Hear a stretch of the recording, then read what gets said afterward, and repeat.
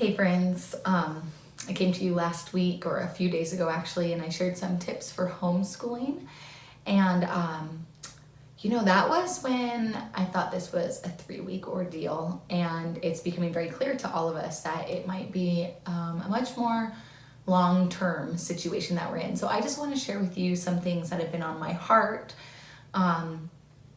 both as a teacher and as a mother and as a friend and just as somebody who is here, living this out alongside you.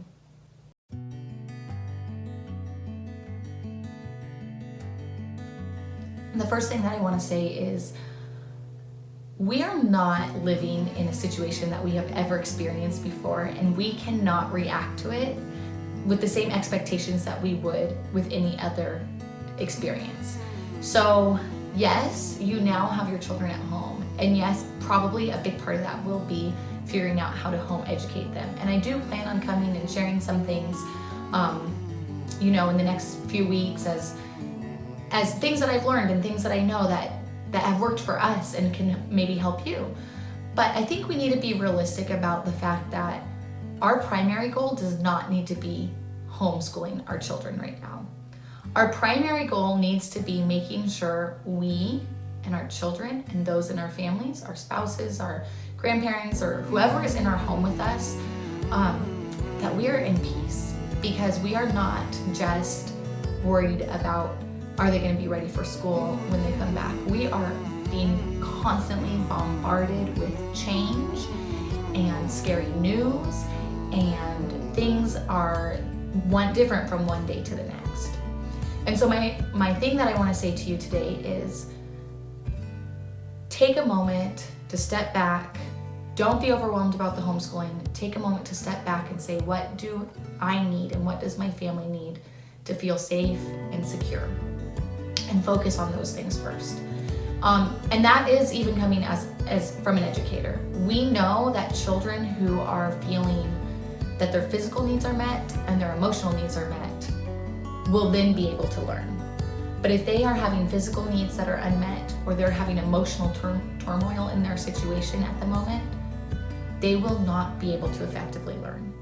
And so we need to, as parents, make sure that right now, before we're working on the ABCs, before we're working on long division, before we're working on any of those things, are we in a place where we can give love to our children, and what can we do to make sure that they're in a place that they can receive that and they can feel loved? So what do I mean with all this? I mean, if you are ready to homeschool, if you are mentally and emotionally and physically there, that is awesome. I am here to support you in that, and I want to support you in that. And there are some things that I would like to share in the next few weeks. People have asked me about homeschooling with different ages. People have asked me about, do I need to do all the assignments? No. Do I need to do this or do that? I want to answer those questions. But right now I want to come back to what are the basics. The basics are hugs. The basics are love, and affection and time together. I also am very aware that there are many parents who are trying to work full-time while their children are at home. And that is a task that is, incredibly insurmountable. I don't think any of us ever would sign up for that intentionally. I used to work at our church part-time, and it was a wonderful situation for us. But now that my children are older and I have to homeschool, I made the choice to step down from that, because to do both side by side is truly overwhelming. But we don't all have that option right now. So, first of all, if you are working from home, if you are in a situation where you are not able to have the time to do all the academic things, don't give up the precious times for the academic times. Make sure that your children are getting time with you to just be with you and to just feel safe and loved. Read with them, snuggle with them, play with them, put on music and do a dance party. Those are the most important things that any of us can be doing at this moment. If we're not doing those things, then the other things will not matter. I also want to say that in this time of a lot of change and new information every single day, this is something that I'm reminding myself of, and my husband and I are talking through, is how do we keep things consistent for our kids? Today was a day that they felt the change. You know, we do homeschool, so not much on paper has changed in our life, but in reality, a lot has changed. And they're feeling it, and they're sad, and they're crying because they want this much of a banana and not that much of a banana. Things that they wouldn't normally be crying over. It's really hard for them because there's so much that is beyond their control, and they can't express this to us, and they can't tell us how they're feeling. So we are having to stop and be like, okay, why are you crying about this banana? What can I do? You know, what can I do? What can I help you with in this? And a lot of times it's not because of the banana. It's not because of whatever it is that they're crying about. It's usually because there's something that they're feeling and they can't express it. So we are having to do our part and really making sure that we are remembering that. We are also having to do our part in making sure that we are not talking constantly about what is going on. This is hard because it's all around us and people are talking about it and everybody's asking about it. But we are trying to be more and more intentional about not communicating about what we read or what our fears are or what we heard or numbers or statistics when our children are in earshot. We want to be open with them and we want to be honest with them, but we want to make sure we give it to them in a time when we can process that with them as things are happening and in a level that they can handle. I am sorry that your family is going through this. Whoever you are watching this, wherever you're at, maybe you're here where we're at and maybe you're on complete lockdown, maybe you're elsewhere and you're still going about your daily business and you're not understanding what's going on. Whatever is your situation, I am sorry that your family is going through this, just as I am sorry that my family is going through this. But I also believe that in giving ourselves the space to process and giving ourselves the space to grieve the changes and the challenges, I really hope that we all can find ways to have moments of joy in each day.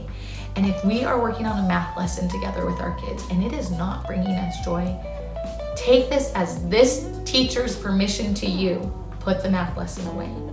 If you are trying to read a book and your child is getting frustrated, take this as this teacher's permission to you that you can put the book away. Snuggle, tell stories. My good friend, she's a speech therapist and she came up with a whole list of things and I loved it. It's just so good to get us into like the mindset of just being together. Tell stories, create stories with one another. Read a book and share memories, go baking in the kitchen, go into the kitchen and bake something together. Like, get out for a hike. Guys, we need to go hiking.